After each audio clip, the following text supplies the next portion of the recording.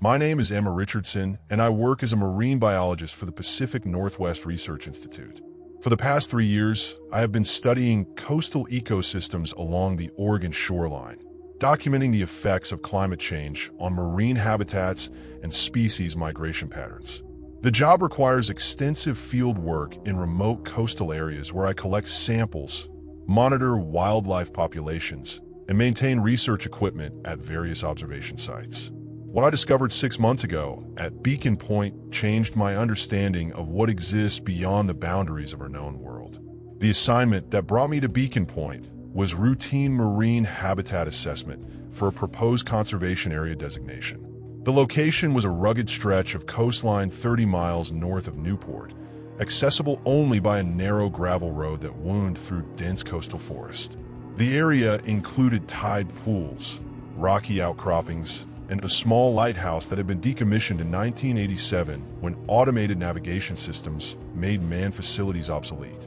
My research supervisor, Dr. William Hayes, assigned me to conduct a 3-week survey of the marine life in the area and assess the suitability of the location for protected status.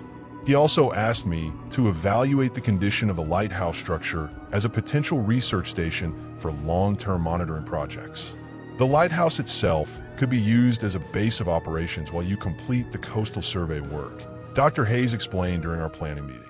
The building has been maintained by the Coast Guard even though the light is no longer operational, and it includes living quarters that would be more convenient than commuting from Newport every day. I arrived at Beacon Point on a gray Monday morning in October when fog hung low over the water and visibility was limited to about 50 yards from shore.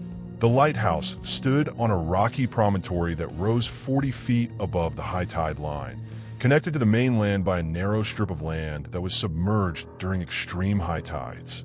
The structure was a classic coastal lighthouse design, white painted brick with red trim, standing 60 feet tall, with living quarters built into the base and a spiral staircase leading to the lamp room at the top.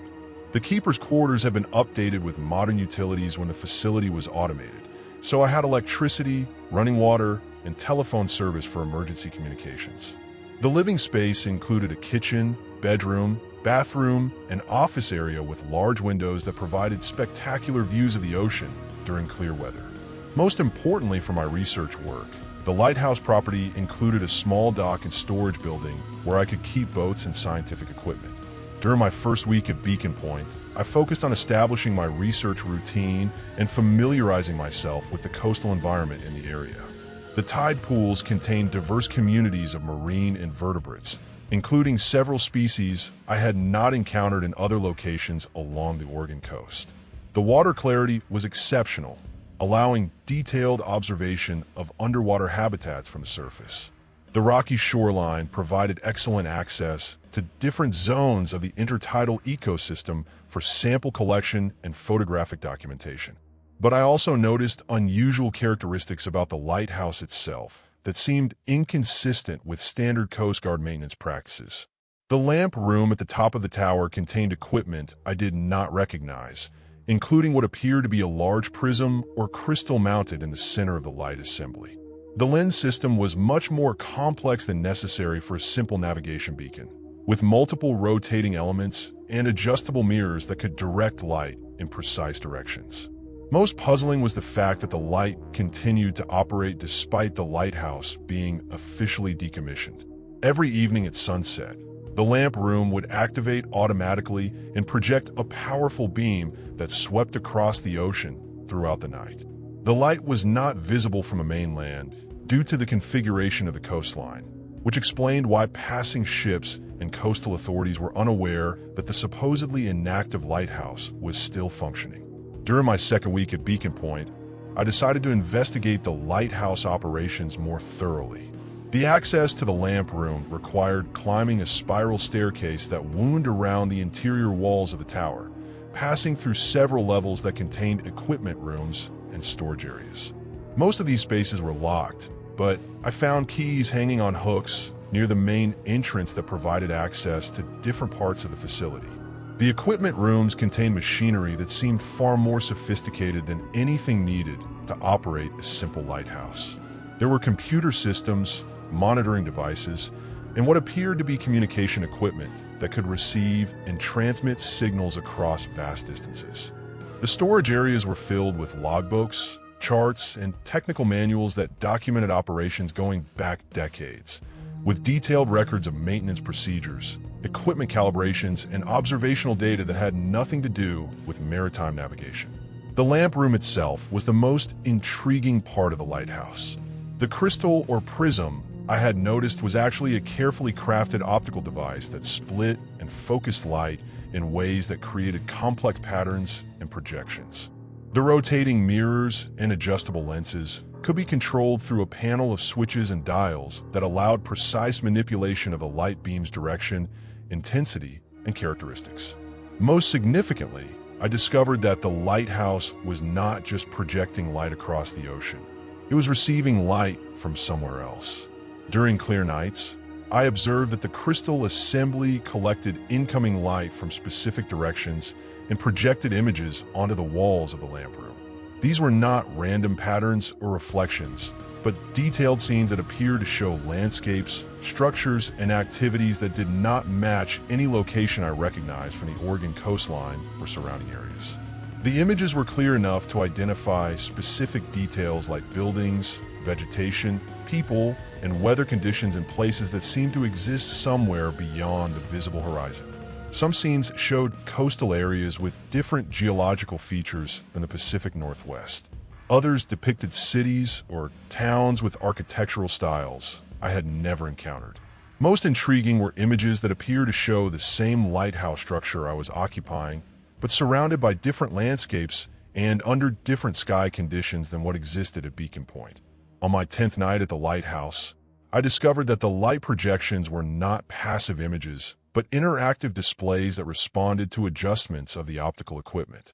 By manipulating the controls in the lamp room, I could change the perspective of the projected scenes, focus on different areas within the images, and even switch between different locations that appear to be available through the lighthouse's unique optical system. The experience was like operating a telescope that could observe distant places, except that the places I was viewing seemed to exist in parallel versions of reality rather than simply being geographically remote locations.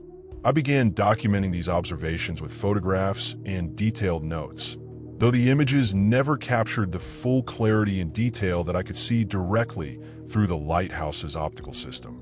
The projected scenes were most vivid during the darkest hours of the night, typically between 2 a.m. and 4 a.m., when atmospheric conditions were most stable and the lighthouse's equipment operated at peak effectiveness. During these optimal viewing periods, I could observe the alternate locations with remarkable clarity, seeing details like individual people, moving vehicles, weather patterns, and changes in lighting conditions that suggested these places were experiencing real-time activities rather than showing recorded images. One scene that appeared frequently showed a version of Beacon Point, where the lighthouse was surrounded by a thriving coastal town with docks, shops, and residential areas that did not exist in the reality I knew. In this alternate version, the lighthouse appeared to be an active navigation aid serving a busy harbor with ships coming and going regularly throughout the night. I could see people working on the docks, lights in windows of houses and businesses, and normal community activities that suggested this was a living, functioning place rather than an abandoned research site.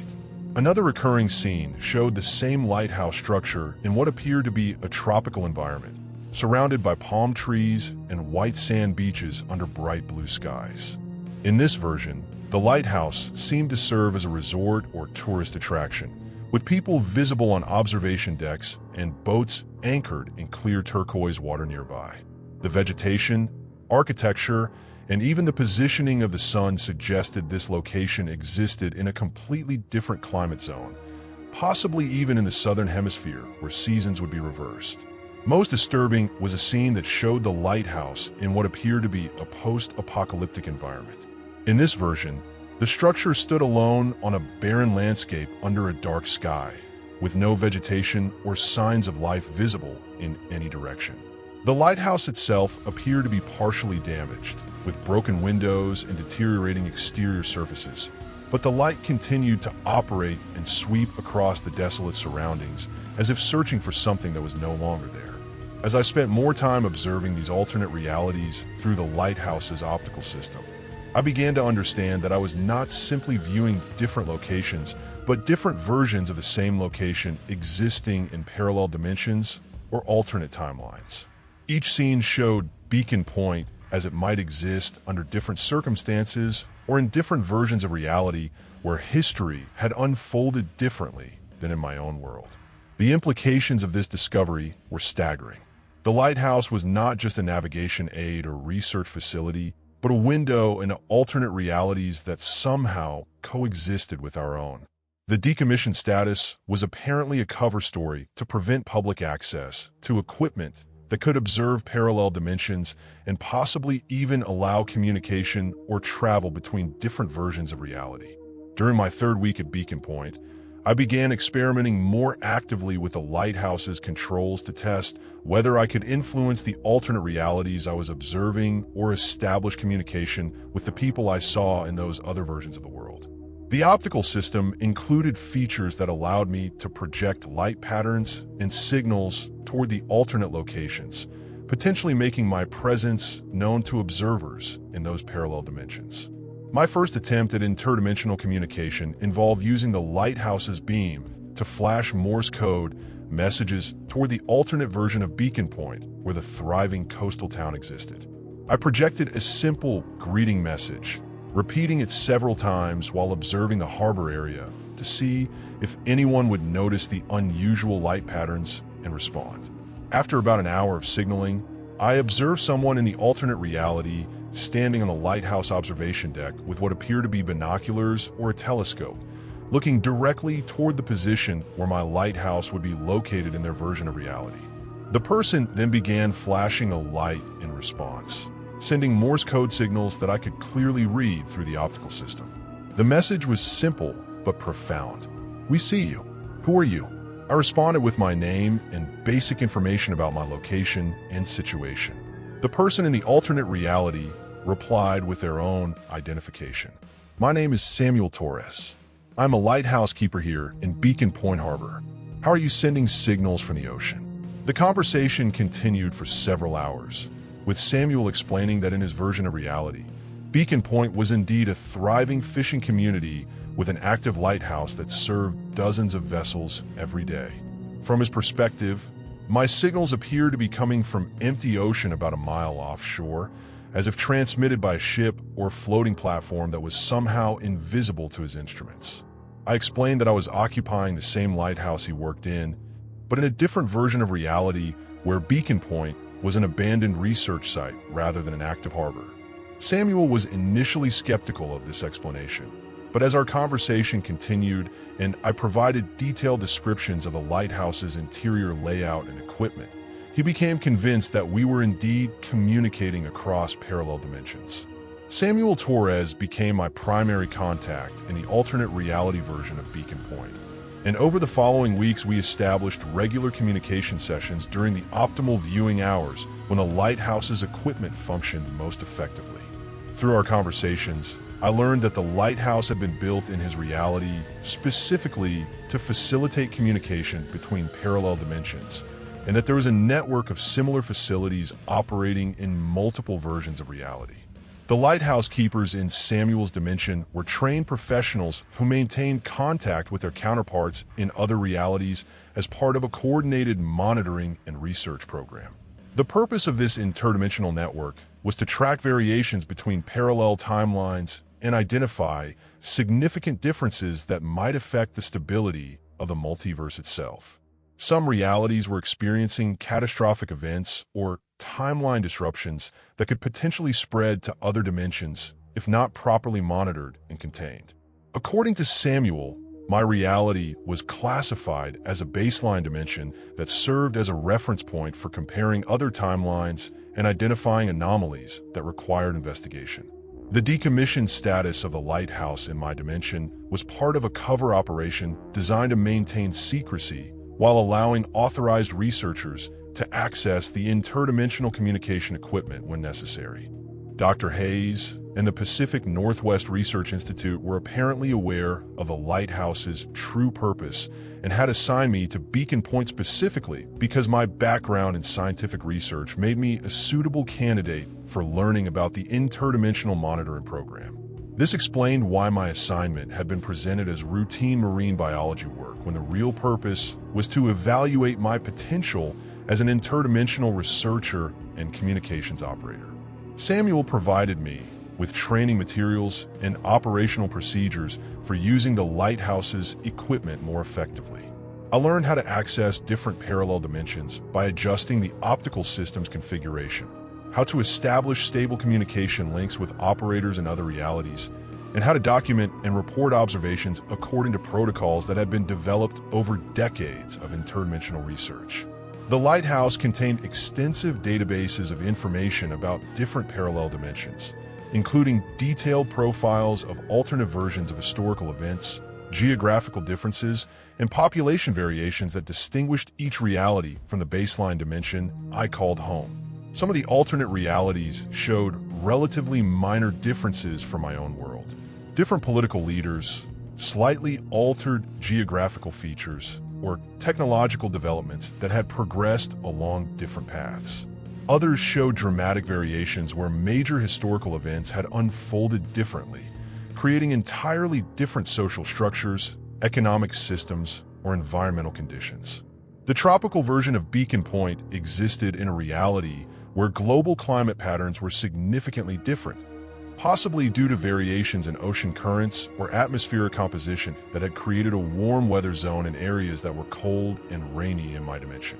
The post-apocalyptic version represented a timeline where some kind of global catastrophe had devastated human civilization, leaving only scattered survivors in a world dominated by environmental destruction and social collapse. During my 4th week at the Lighthouse, I was contacted by operators in several other parallel dimensions who had detected my communication activities and wanted to establish contact. Each alternate reality had its own version of the Lighthouse network, with operators who maintained regular schedules for interdimensional monitoring and information exchange. I began participating in group communication sessions that included lighthouse keepers from 5 or 6 different parallel dimensions simultaneously. These sessions provided remarkable insights into the variations between different versions of reality and the complex relationships that existed within the interdimensional network. The operators shared information about significant events in their respective timelines, coordinated research projects that required observation from multiple dimensional perspectives, and maintained databases that track patterns and trends across the entire network of parallel realities. Most importantly, they worked together to identify potential threats to the stability of the multiverse itself. Certain types of events or developments in individual realities could create disruptions that affected other dimensions, potentially causing timeline collapses or dimensional mergers that would be catastrophic for all involved realities. The Lighthouse network served as an early warning system for these types of interdimensional emergencies. Through my participation in the network communications, I learned that several parallel dimensions were currently experiencing serious problems that could affect the stability of all connected realities. One timeline was dealing with environmental collapse that was progressing much faster than in other dimensions, potentially creating a cascade effect that could spread to alternate versions of Earth.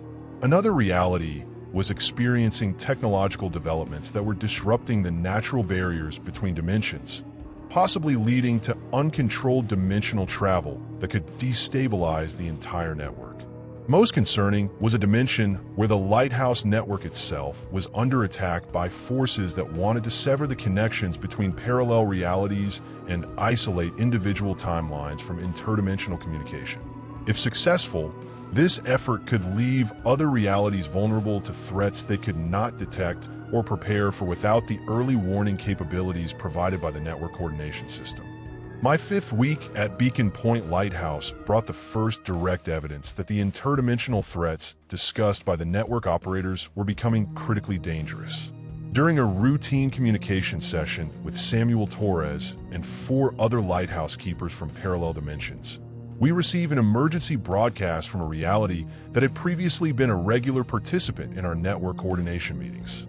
The operator, a woman named Dr. Lisa Chun, who managed a Lighthouse facility in her Dimensions version of Northern California, transmitted a desperate distress signal before her communication link was permanently severed. "The Lighthouse network is under attack," she said, her voice distorted by static and interference that suggested her equipment was being damaged in real time. Unknown entities are systematically destroying the interdimensional communication facilities in our reality. They appear to have technology that can disrupt the optical systems and prevent us from maintaining contact with other dimensions. We are the last operational lighthouse in our network, and we are losing power.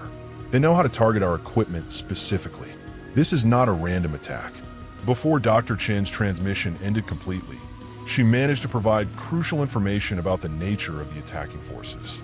These entities are not from our reality or any of the parallel dimensions we regularly communicate with. They appear to come from somewhere outside the known multiverse, and their goal seems to be isolating individual realities by destroying the connections between them. Once the Lighthouse network is eliminated, each dimension will be cut off from the others and vulnerable to whatever these entities plan to do next. The loss of contact with Dr. Chen's reality created immediate panic among the remaining Lighthouse operators. Samuel Torres coordinated an emergency assessment of network security, with each facility checking their equipment for signs of tampering or unusual activity that might indicate the attacking entities had gained access to their dimensions. I spent hours inspecting every piece of equipment in the Beacon Point Lighthouse, looking for anything that seemed out of place or different from the normal operational parameters. What I found was deeply disturbing. Hidden within the Lighthouse's optical system were monitoring devices that had not been there when I first explored the facility. These devices were clearly not human technology, with designs and materials that did not match anything I recognized from Earth-based manufacturing. They appeared to be recording all communications, mapping the network connections between different realities, and transmitting data to unknown recipients through channels that bypass the Lighthouse's normal communication systems. The entities Dr. Chun had warned about were already present in my reality, using the Lighthouse as a surveillance post to study the interdimensional network before launching their attack. I immediately reported this discovery to Samuel and the other network operators. But before we could develop a response plan, 3 more Lighthouse facilities went silent in rapid succession. The operators in those realities managed to transmit brief, emergency messages before their communication links were destroyed, but each report confirmed the same pattern of systematic attack by entities using technology specifically designed to disable interdimensional communication equipment. The surviving Lighthouse operators realized that we were facing an existential threat to the entire network of parallel realities. If the attacking entities succeeded in isolating each dimension, they would be able to operate in individual realities without any possibility of coordinated resistance or mutual support between parallel versions of human civilization. The Lighthouse network was not just a communication system, but a defense mechanism that allowed different realities to share information about threats and coordinate responses to dangers that affected multiple dimensions. Samuel Torres assumed leadership of the emergency response efforts, coordinating with the remaining operational lighthouses to develop a strategy for protecting the network while gathering intelligence about the attacking entities. Based on the surveillance devices found in my lighthouse and similar discoveries at other facilities, we determined that the entities had been studying the network for an extended period, learning how the interdimensional communication systems operated and identifying the most effective methods for disrupting them. The entities appear to exist in a space between dimensions rather than belonging to any specific reality, which explained how they could access multiple parallel worlds simultaneously and coordinate attacks across different timelines. Their technology was based on principles that contradicted fundamental laws of physics as understood in human realities, suggesting they came from a region of existence where different natural laws applied. Most concerning was evidence that the entities could manipulate the barriers between dimensions, potentially creating direct passages that would allow them to move between realities without using the Lighthouse network. This meant that even if we successfully defended the communication systems, the entities might still be able to invade individual dimensions through alternate methods that bypassed our monitoring capabilities. My role in the defense efforts focused on using the surveillance devices found in my lighthouse to gather intelligence about the entities while maintaining the pretense that I was unaware of their presence. By carefully monitoring the data transmission patterns from the hidden devices, I was able to determine that the entities were operating from a base of operations located in the interdimensional space that connected all parallel realities. This base appeared to be a massive structure that existed partially in multiple dimensions simultaneously, allowing the entities to coordinate attacks across several realities while remaining beyond the reach of any single dimension's defensive capabilities. The intelligence I gathered revealed that the entities had been preparing for their assault on the Lighthouse network for years, possibly decades. They had infiltrated monitoring equipment in dozens of facilities across multiple realities, creating a comprehensive surveillance network that provided detailed information about human interdimensional activities. The attack on Dr. Chen's reality was just the beginning of a systematic campaign to eliminate all Lighthouse facilities and isolate human civilizations in individual dimensions. Samuel Torres and I worked together to develop a plan for defending the remaining Lighthouse facilities while attempting to locate and attack the entity's interdimensional base. The plan required coordinated action across multiple realities, with Lighthouse operators in each dimension working together to modify their optical systems for offensive capabilities while maintaining communication links despite ongoing enemy attacks. The first phase of our counterattack involved reconfiguring the Lighthouse optical systems to function as weapons rather than just communication devices. The same technology that allowed us to project light and images across dimensional boundaries could theoretically be used to direct destructive energy toward targets in interdimensional space. Samuel provided technical specifications for the modifications, based on defensive protocols that had been developed for the Lighthouse network but never previously implemented. The process of converting my lighthouse from a communication facility to a weapons platform required several days of intensive work, rewiring optical components, and installing additional power systems that could handle the energy requirements for offensive operations. The modifications were dangerous, with significant risk that mistakes in the conversion process could destroy the lighthouse entirely or create dimensional rifts that might be impossible to control. During the conversion process, I maintained regular communication with the surviving lighthouse operators while monitoring the surveillance devices to track entity activities in my local area. The data indicated that the entities were aware of our defensive preparations and were accelerating their attack schedule to prevent us from completing the lighthouse modifications. 2 more facilities went silent during my conversion work, reducing the active network to just 4 operational lighthouses across different realities. On the 7th day of conversion work, I detected massive energy signatures indicating that the entities were preparing to launch a direct assault on my lighthouse. The surveillance devices were transmitting urgent data streams, suggesting that entity forces were moving through interdimensional space toward Beacon Point with the intention of destroying the facility before I could complete the weapons modifications. Samuel Torres provided real-time tactical support as I activated the partially completed offensive systems, using the lighthouse's modified optical array to target the approaching entity forces. The battle that followed was unlike anything I could have imagined, with energy beams crossing between dimensions and reality itself seeming to bend and distort around the lighthouse as interdimensional weapons clashed in the space between parallel worlds. The entities attacking my lighthouse appeared as shifting geometric shapes that existed simultaneously in multiple dimensions, making them difficult to target with conventional weapons.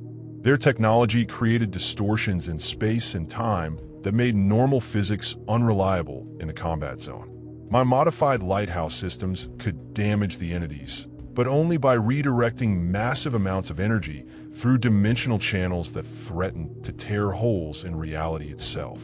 The battle lasted for 6 hours, with the lighthouse shaking under the stress of channeling more power than the systems were designed to handle. Windows shattered throughout the facility, Electronic equipment overloaded and caught fire, and the structural integrity of the tower itself began to fail under the strain of the interdimensional energy exchanges. But the weapon's modifications were effective, allowing me to destroy several entity attack units and force the remaining forces to withdraw to their interdimensional base. The victory at Beacon Point provided crucial intelligence about entity capabilities and vulnerabilities that Samuel Torres shared with the remaining Lighthouse operators. We learned that the entities could be damaged by properly configured energy weapons, but that their base of operations was heavily defended and would require coordinated attacks from multiple dimensions to penetrate successfully. More importantly, we discovered that the entities were not invincible and could be defeated if human forces across parallel realities worked together effectively. The final phase of our defense strategy involved a simultaneous assault on the entity base by all surviving Lighthouse facilities, using modified optical systems to focus destructive energy on the interdimensional structure that served as their command center. The attack required precise timing and coordination across multiple realities, with each lighthouse contributing specific energy signatures that would combine to create a weapon capable of destroying targets in interdimensional space.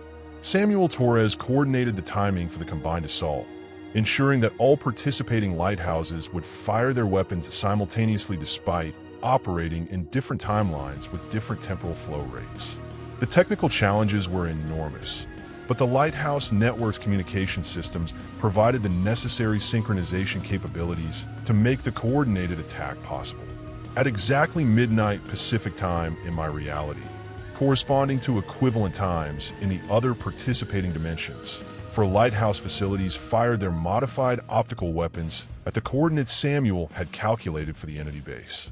The combined energy streams created a massive interdimensional explosion that was visible from multiple realities simultaneously, appearing as a brilliant flash that illuminated the night sky across several parallel versions of Earth. The explosion destroyed the entity base and eliminated their capability to coordinate attacks across multiple dimensions, but also created severe damage to the fabric of space-time that connected the parallel realities. The Lighthouse Network communication systems were disrupted by the dimensional distortions, making it impossible to maintain regular contact between different realities for several weeks, while the multiverse stabilized from the effects of the interdimensional weapons exchange. During the communication blackout period, I worked alone to repair the damage to my lighthouse and restore basic operational capabilities. The weapons modifications had burned out most of the optical systems and caused structural damage throughout the facility that required extensive reconstruction work.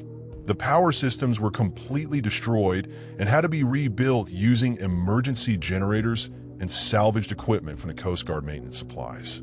When communication links were finally restored, I learned that the coordinated attack had been successful in destroying the entity threat, but at significant cost to the Lighthouse Network itself. 2 of the participating facilities had been destroyed by the energy feedback from the weapon's discharge, and the surviving lighthouses required months of repair work before they could resume normal interdimensional monitoring operations. Samuel Torres had survived the battle, but his lighthouse facility was severely damaged and would need to be completely rebuilt before it could function as a communication hub again. The entity threat had been eliminated, but the Lighthouse Network's capabilities were reduced to a fraction of their previous effectiveness. The experience taught me that the multiverse contained threats far more dangerous than anything most people in individual realities could imagine. The parallel dimensions that seemed to offer infinite possibilities for exploration and discovery were also vulnerable to forces that existed outside the normal boundaries of space and time. The Lighthouse Network served not just as a communication system, but as humanity's primary defense against interdimensional threats that could destroy entire realities if left unchecked. My assignment at Beacon Point Lighthouse had officially ended after the entity conflict was resolved, but Dr. Hayes asked me to remain at the facility permanently as the designated operator for my reality's contribution to the rebuilt Lighthouse Network. The cover story of marine biology research would continue, but my real responsibility was maintaining interdimensional communications and monitoring for new threats that might emerge from the spaces between parallel worlds. The work was dangerous and required absolute secrecy, but it also provided access to knowledge and capabilities that existed nowhere else in my reality. Over the following months, I worked with Samuel Torres and other surviving Lighthouse operators to rebuild the network's communication capabilities and develop improved defenses against future interdimensional threats. We established new protocols for detecting entity infiltration, created backup communication systems that could function even if primary facilities were destroyed, and trained additional operators in other realities to ensure the network could survive coordinated attacks. The rebuilt Lighthouse network was smaller than the original system, but more resilient and better defended against the types of threats we had encountered. Most importantly, we maintained constant vigilance for signs that other hostile entities might exist in the interdimensional spaces that connected parallel realities. The defeat of one threat did not guarantee that others would not emerge, and the Lighthouse operators understood that their role was to serve as an early warning system for dangers that individual realities could not detect or defend against on their own. My current work at Beacon Point Lighthouse involves maintaining communication with parallel dimensions while conducting legitimate marine biology research that provides cover for the interdimensional monitoring activities. The facility operates as both a scientific research station and a critical component of humanity's defense against threats that exist beyond the boundaries of normal reality. The two roles complement each other, with my scientific background providing credibility for my presence at the remote lighthouse, while the interdimensional work gives me access to information and perspectives that enhance my understanding of marine ecosystems across multiple versions of Earth. The most important lesson I learned from my experience with the Lighthouse network is that reality is far more complex and dangerous than most people realize. The world we experience directly is just one layer of a multidimensional structure that includes countless parallel versions of existence, each with its own history, inhabitants, and challenges. The connections between these realities create both opportunities and vulnerabilities that require constant monitoring and protection by people who understand the true nature of the multiverse. My name is Emma Richardson, and I work as a marine biologist and interdimensional communications operator at Beacon Point Lighthouse. The job posting never mentioned that I would be defending multiple versions of reality against threats that exist in the spaces between parallel worlds, but it has become the most important work of my life. The Lighthouse stands watch over both the Pacific Ocean and the infinite possibilities of the multiverse, serving as a beacon for ships seeking safe harbor and for realities seeking protection against forces that would destroy everything we know and love. The light that sweeps across the water each night carries messages between worlds and warnings about dangers that lurk in the darkness between dimensions. It reminds me that even in the vastness of infinite realities, there are people working together to protect the fragile connections that allow different versions of humanity to share knowledge, support each other, and stand united against threats that no single reality could face alone. Sometimes the most important work happens in the spaces between worlds, maintained by people willing to guard boundaries that most people never know exist.